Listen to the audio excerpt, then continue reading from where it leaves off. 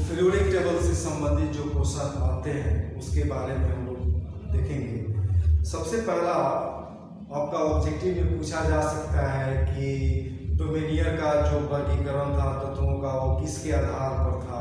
तो किसके आधार पर था? परमाणु भार के आधार पर, परमाणु द्रव्यमान के आधार पर। न्यूलैंड का भी किसके आधार पर था? परमाणु द्रव्यमान के आधार पर। लोथर मेयर का भी किसके आधार पर था? तो परमाणु द्रव्यमान के आधार पर। उसी तरह से बात आती है मेंडलीव का। तो मेंडलीव का पीरियोडिक टेबल अगर हम देखें, यानी मेंडलीव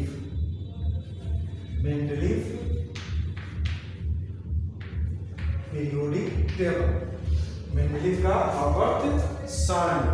तो इसमें अगर जो हम देखेंगे तो क्या कहेंगे कि यह जो आधार बनाया इन्होंने, वो आधार क्या बनाया? परमाणु भार को आधार बनाया और एक आवर्त नियम दिया। वो आवर्त नियम क्या कहता है कि तत्वों का भौतिक और रासायनिक गुण उनके परमाणु भार के आवर्त फलन होते हैं। क्या हमने बोला कि कह सकते हैं यहाँ पर कि मेंडलीव ने तत्वों का वर्गीकरण तत्वों के परमाणु आधार पर किया और इसके लिए जो आवर्त नियम बनाया वो किस आधार पर था? तो परमाणु भार के आधार पर था। और आवर्त नियम क्या कहता है? यानी क्वेश्चन आपसे पूछा जा सकता है कि मेंडलीव के आवर्त सारणी का जो आधार है वो क्या है? तो क्या कहिएगा? परमाणु भार कहिएगा। ठीक है ना?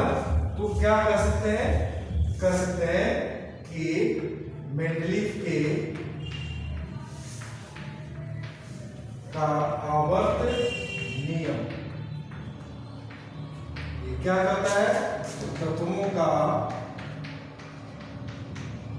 भौतिक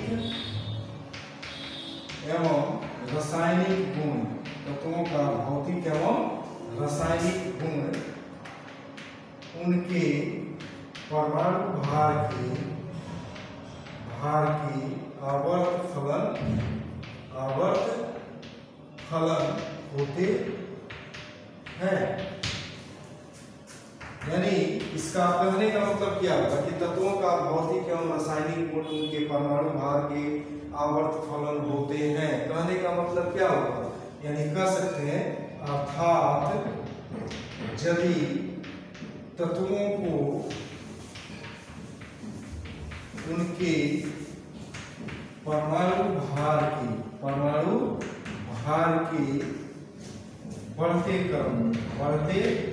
क्रम में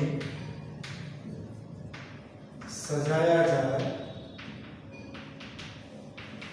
तब एक निश्चित अंतराल पर समान गुणधर्म वाले तत्व प्राप्त होते हैं। और इसी आधार पर जो भी ज्ञात तत्व था, लमसम 63 तत्व था, उन सारे तत्वों को उनके परमाणु भार के बढ़ते क्रम में सजाया। ठीक है, इसको एक्सप्लेन कर सकते हैं। दूसरा आपसे पूछा जा सकता है कि मेंडलीव के आवर्त सारणी का जो फीचर है, क्या उसका गुणधर्म है। सबसे पहले क्या कहेंगे कि मेंडलीव के आवर्त सारणी में कुल 7 क्षैतिज रेखाएं हैं जिन्हें क्या कहा जाता है? आवर्त कहा जाता है और जिनकी गिनती 1 से 8-7 तक की जाती है।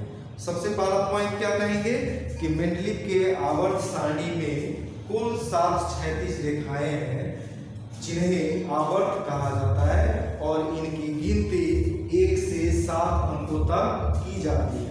दूसरा कह सकते हैं कि मेंडलीव के आवर्त सारणी में कुल 9 उदग्र रेखाएं हैं जिन्हें ग्रुप यानी वर्ग या समूह कहा जाता है और जिनकी गिनती जो है, नंबरिंग जो है, रोमन अंकों में की जाती है। यानी फर्स्ट से लेके 8 तक और उसको 0 तक। ठीक है ना? फर्स्ट से यानी इसको यानी फर्स्ट, सेकेंड, थर्ड, 4, 5, 6, 7, 8 एंड 0, यानी कुल 9 आपका जिनको हम लोग वर्ग या क्या कहेंगे, समूह कहेंगे। बाद में इन्होंने क्या किया, तत्वों को दो तरह से क्लासिफाई किया, संक्रमण तत्व और असंक्रमण तत्व। ठीक है ना।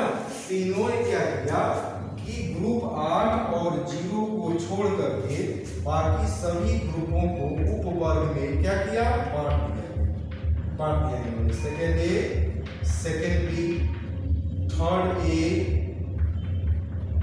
थर्ड बी, इस तरह से इन्होंने उपवर्ग ए और उपवर्ग बी में 0 और 8वां ग्रुप को छोड़ करके बाकी सभी ग्रुप को उपवर्ग ए और उपवर्ग बी में क्या किया, बांट दिया। बांटने का रीजन यह था कि उपवर्ग ए में असंक्रमण तत्वों को रखा, जबकि उपवर्ग बी में संक्रमण तत्वों को रखा। ठीक है। अब यहाँ पर ये आपका हो गया। नेक्स्ट हम लोग कर सकते हैं आवर्त। आवर्त जो है वो आवर्त कितना है, 7 है। और उन आवर्तों में जो तत्वों को सजाया गया वो सबसे फर्स्ट जो आवर्त है, पहला जो आवर्त है, उसको हम लोग अति लघु आवर्त कहते हैं, जिसमें केवल आपका 2 तत्व ही वहां पर मौजूद है। और याद रखिएगा मैजिक नंबर 2, 8, 8, 18, 18, 32। ठीक है। 3 3 6 होगा। 7वां आपका जो आवर्त है वो क्या होता है, इनकम्प्लीट होता है, अपूर्ण होता है। ठीक है ना। पहला आवर्त में कितना, 2, दूसरा आवर्त में 8, तीसरा आवर्त में 8, चौथा आवर्त में 8, 18, पांचवा में 18 और छठा आवर्त में 32 तत्वों को रखा इन्होंने। और 7वां जो आवर्त था वो आपका इनकम्प्लीट रह गया।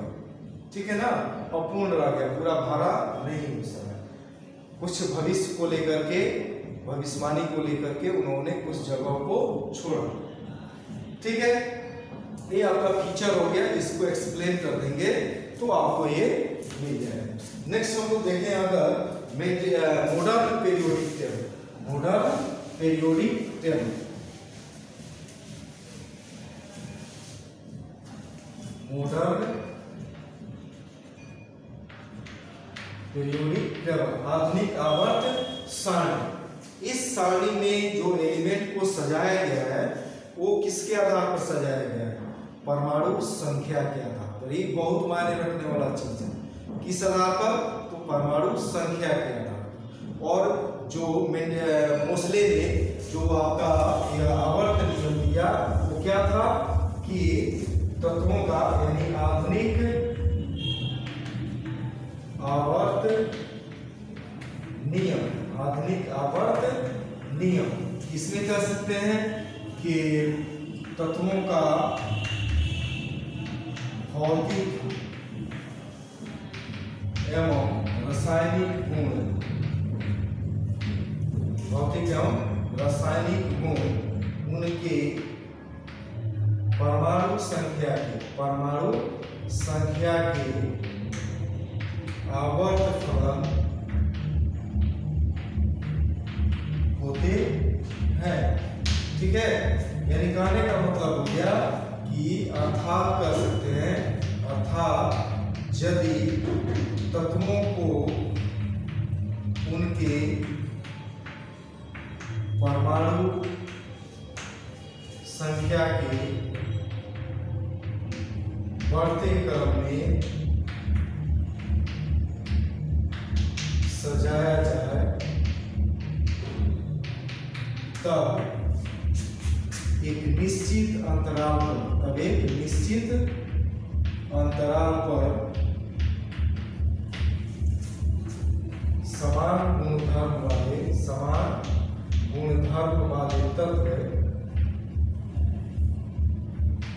वाले तत्व प्राप्त होते हैं। ठीक है ना, यही कहना है।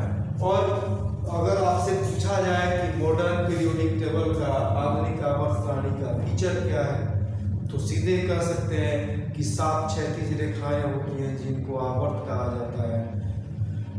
में आधुनिक आवर्त सारणी में कुछ कुल 18 उद्रक रेखाएं हैं जिनको आप वर्ग कहते हैं।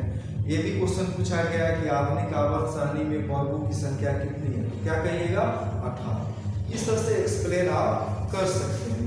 बाकी जो है हम लोग एटॉमिक प्रॉपर्टीज, अगर हाँ एक क्वेश्चन आपका पूछा गया है मेंडलीव आवर्त सारणी के दोष, मेंडलीव के आवर्त सारणी के दोष, तो उसमें दोष को अगर एक्सप्लेन करना है तो सबसे पहला कहिएगा हाइड्रोजन का स्थान। क्या कहिएगा, हाइड्रोजन का स्थान। तो उसको एक्सप्लेन करने के लिए क्या कह सकते हैं कि हाइड्रोजन का कुछ गुण जो है आपका वर्ग ए के तत्वों से क्या करता है, समानता रखता है, और कुछ गुण जो है वो हाइड्रोजन तत्वों के गुणों से समानता रखता है, जिसके कारण यह कंफ्यूजन है कि इसको किनके साथ रखा जाए। तो जिसके कारण इसका स्थान जो है वो क्या है, अनिश्चित है। दूसरा समस्थानिकों का स्थान। तो चूंकि आधुनिक आवर्त सारणी जो है वो किस आधार पर सजाया जाए, परमाणु संख्या के आधार पर, और समस्थानिक जो है समस्थानिक को कैसे परिभाषित करते हैं, तो वैसे तत्व जिनका परमाणु संख्या समान हो और परमाणु द्रव्यमान क्या हो, भिन्न भिन्न हो, वैसे तत्वों को हम क्या कहते हैं, समस्थानिक कहते हैं। तो यहाँ पर अब सोचना है कि सपोज दैट कार्बन का समस्थानिक C12, C13, C14, C15 वगैरह होता है, तो जैसे C12, C13, C14, C15, तो कार्बन को किस ग्रुप में रखा गया है, यहाँ पर ग्रुप 4A में रखा गया है, ग्रुप 4A में रखा गया है। और तब इस अनुसार सारे को कहाँ रख दिया गया है, 4A में रख दिया गया, जबकि इसका परमाणु भाग जो है वो क्या है, अलग अलग बढ़ते जा रहा है। तो संख्या, ग्रुप संख्या भी तो बढ़ते जाना चाहिए, ग्रुप संख्या भी क्या होना चाहिए, बढ़ते जाना चाहिए। तो इसको ग्रुप 5 में होना चाहिए, इसको ग्रुप 6 में होना चाहिए, इसको ग्रुप 7 में होना चाहिए, लेकिन ऐसा नहीं है। इन्होंने क्या किया कि सभी को क्या किया, एक ही साथ रख दिया, जबकि आवर्त नियम को पालन नहीं करता है। ठीक है, ऐसे दो प्रॉपर्टी आप दो डिमेरिट आप लिख सकते हैं, या एक और कर सकते हैं, एनोमैलस पेयर ऑफ एलिमेंट्स।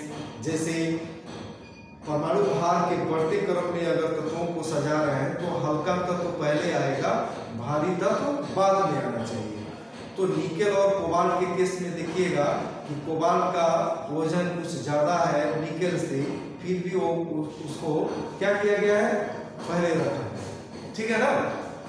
उसी तरह से आर्गन और पोटेशियम को ले ले, उस केस में भी आपका मास में बहुत डिफरेंस है, फिर भी उनको आगे पीछे करके रखा है। तो इस तरह से इस सारे डिमेरिट को देख लीजिएगा। और इस एकदम VVI क्वेश्चन है, पीरियोडिक टेबल से मॉडर्न पीरियोडिक टेबल, आधुनिक आवर्त सारणी, दूसरा मेंडलीव आवर्त सारणी, और नेक्स्ट मेंडलीव का दोष, इसको देखना जरूरी है। नेक्स्ट हम लोग देखते हैं, पूछा गया है कि रेडियस, यानी आवर्त सारणी में आपका, इसको हम समझाएंगे, बढ़िया से समझाएंगे, इसको समझिएगा बढ़िया से। यानी आवर्त सारणी में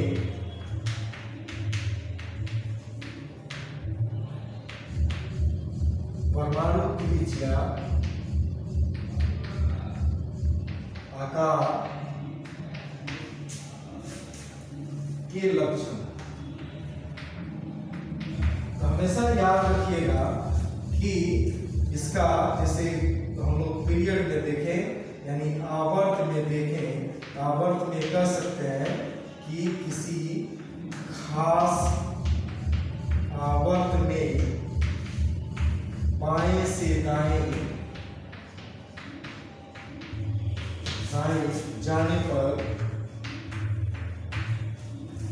जाने पर परमाणु त्रिज्या, परमाणु आकार, परमाणु आयतन घटता है। ठीक है। उसी तरह से वर्ग में अगर देखें, वर्ग में कह सकते हैं कि वर्ग में किसी खास वर्ग में ऊपर से नीचे जाने पर परमाणु त्रिज्या, परमाणु आकार और परमाणु आयतन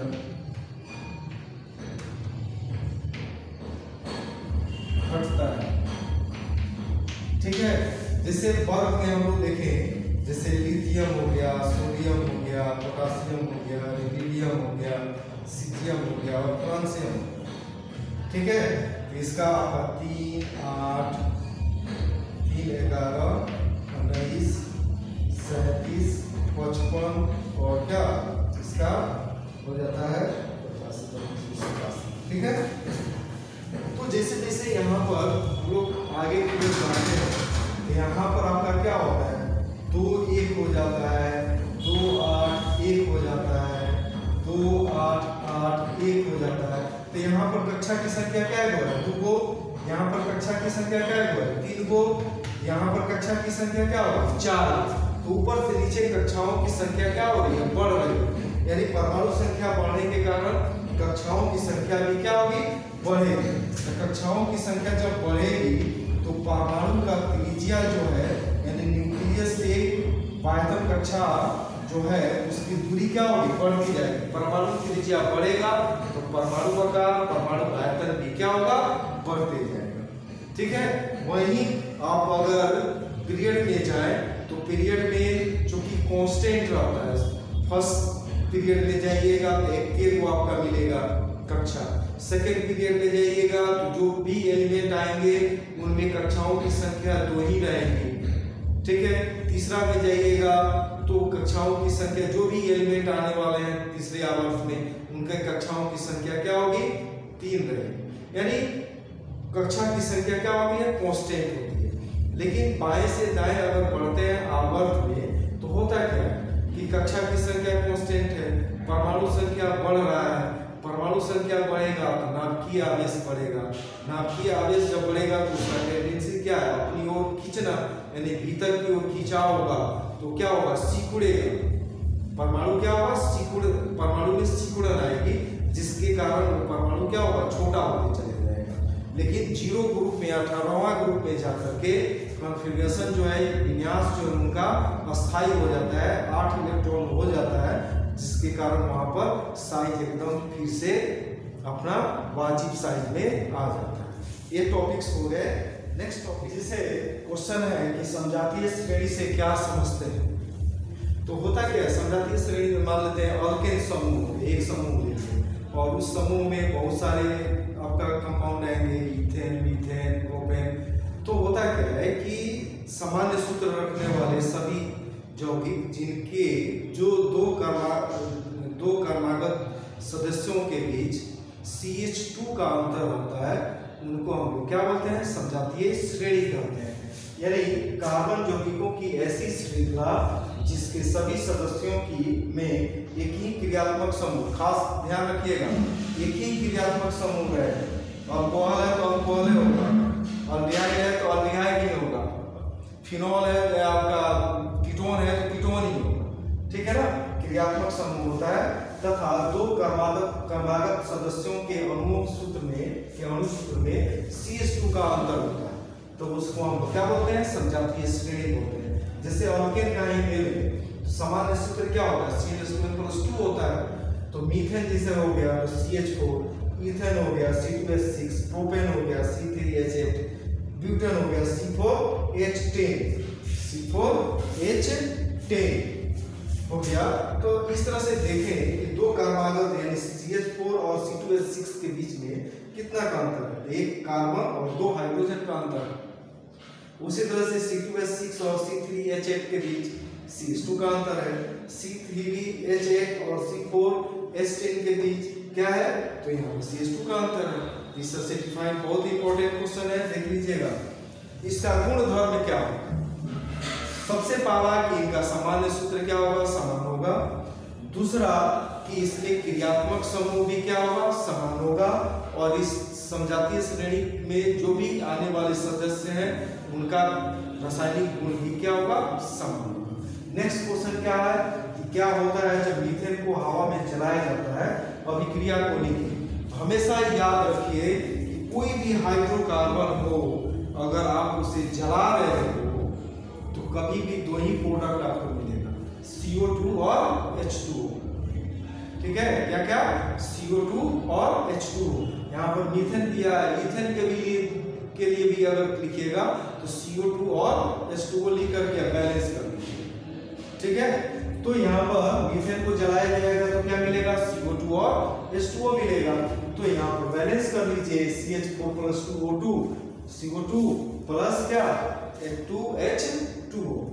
नेक्स्ट क्वेश्चन है, समवायता किसे कहते हैं? पेंटेन के समवायों के नाम एवं संरचना लिखें।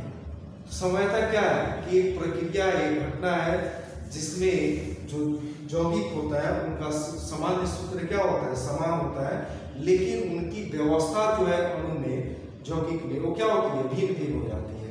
यानी परमाणुओं की जो व्यवस्था है वो क्या हो जाएगी, भिन्न भिन्न हो जाएगी।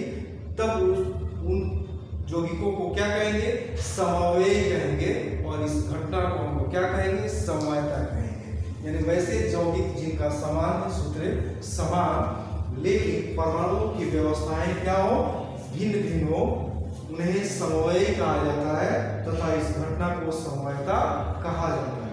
पेंटेन का 3 आइसोमर्स होते हैं, एक आपका सीधे नॉर्मल पेंटेन, दूसरा एक ब्रांच में कार्बन चला जाएगा वो आपका आइसोपेंटेन, और तीसरा ब्रांच में 2 कार्बन चला जाएगा। यानी 3 कार्बन आपका मेन होगा और दूसरा नंबर कार्बन पर आपका एक कार्बन जुड़ा रहेगा।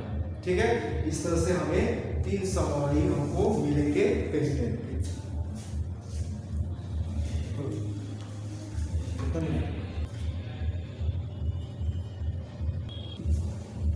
नेक्स्ट क्वेश्चन है, निम्नलिखित अभिक्रियाओं के लिए संतुलित रासायनिक समीकरण लिखें।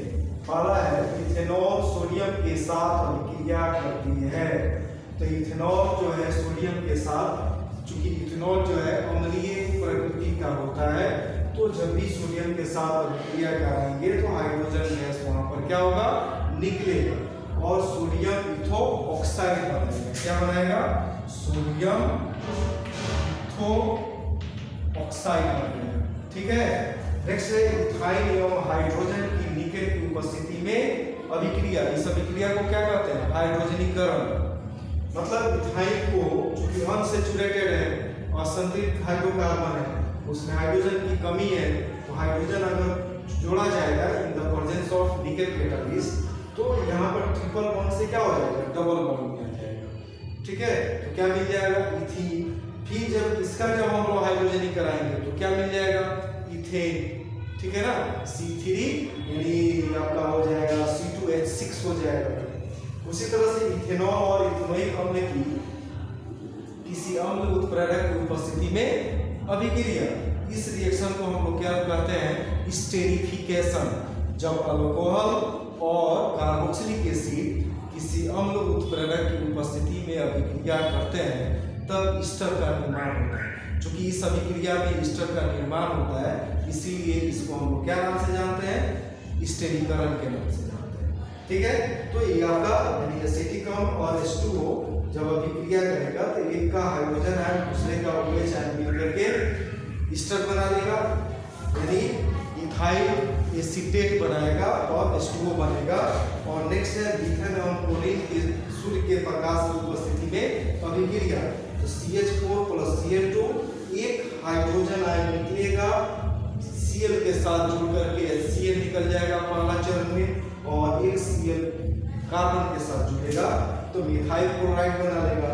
फिर दूसरा स्टेप में मिथाइल क्लोराइड और Cl2 के बीच जब अभिक्रिया होगी तो फिर एक हाइड्रोजन एक कोलिन के साथ HCl बन के निकल जाएगा, और एक कोलिन कार्बन के साथ जुड़ेगा तो क्या हो जाएगा, CH2 Cl2 हो जाएगा, क्लोरोफॉर्म। फिर एक कोलिन के साथ अभिक्रिया करेगा तो ये आपका हो जाएगा, आपका क्लोरोफॉर्म नहीं है, डाइक्लोरोमीथेन कहते हैं इसको। ठीक है, यहाँ पर यह क्लोरोफॉर्म बनेगा। यानी लास्ट जो प्रोडक्ट होगा वो क्या होगा, कार्बन टेट्राक्लोराइड आपको मिल जाएगा। एक चीज ध्यान दीजिएगा कि आपको इस चैप्टर से आपको अणु सूत्र लिखने के लिए पूछेगा, अल्कीन का सामान्य सूत्र, अल्केन का रासायनिक सूत्र, अल्काइन का रासायनिक सूत्र, ये सब याद रखना होगा। दूसरा चीज कि अणु सूत्र प्लस संरचना सूत्र, ये सब चीजें आप लोग देख लीजिए। चूंकि वीडियो बहुत बड़ा होने जा रहा है, हम नहीं चाहते हैं कि आप लोग को डिस्टर्ब करें, एक आइडिया दे करके वीडियो को हम समाप्त करेंगे। उसके बाद हम लोग देखेंगे आपका बहुलक। बहुलक एकदम जरूरी है, तीन याद रखिएगा, पॉलीविनाइल क्लोराइड PVC, उसके बाद आपका नाइलन 66 होता है, जो भी आपका है उसको देख लीजिएगा, आपके सिलेबस में उसको देख लेना है।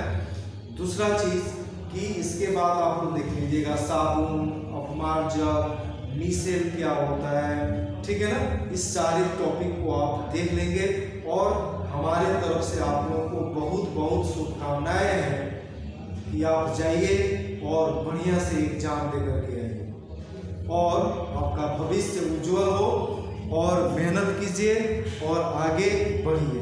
ओके, धन्यवाद।